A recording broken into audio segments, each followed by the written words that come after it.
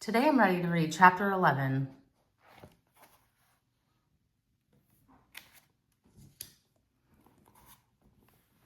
That afternoon, Rob was out in front of the Kentucky Star, weeding between the cracks in the sidewalk, when the school bus rumbled up. "Hey!" he heard Norton Threemonger yell.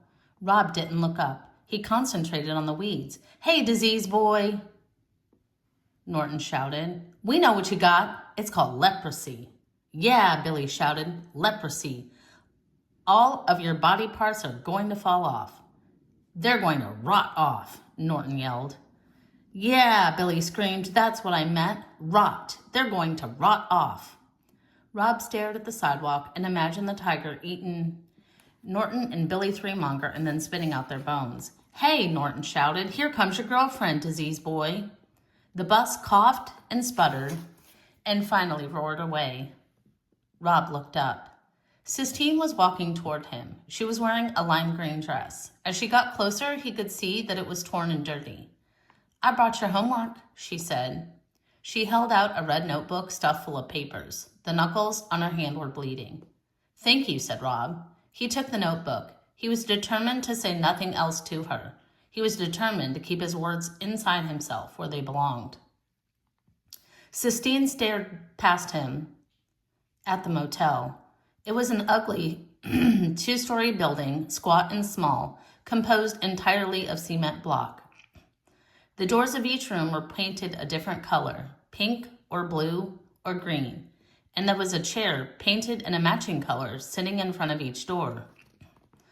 "Why is this place called the Kentucky Star?" Sistine asked. "Because," said Rob. It was the shortest answer he could think of. "Because why?" she asked. Rob sighed. "Because Beauchamp, the man who owns it, he had a horse once called Kentucky Star."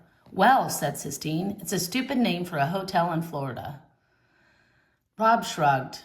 It started to rain. Sistine stood in front of him and continued to stare. She looked at the motel again and then over at the blinking Kentucky Star sign. And then she looked back at him, as if it was all a math equation she was trying to make come out right in her head. The rain made her hair stick to her scalp. It made her dress droopy. Rob looked at her small, pinched face and her bleeding knuckles and dark eyes, and he felt something deep inside him open up. It was the same way he felt when he picked up a piece of wood and started working on it, not knowing what it would be, and then watching it turn into something he recognized. He took a breath. He opened his mouth and let the words fall out. "I know where there's a tiger." Sistine stood in the drizzling rain and stared at him, her eyes black and fierce. She didn't say a real one. She didn't say, "Are you crazy?" She didn't say, "You're a big old liar." She said one word, "Where?" And Rob knew then that he had picked the right person to tell. And right here at the end of the chapter, look who joined me. Yep, he's in here to listen to his favorite book. Until next time.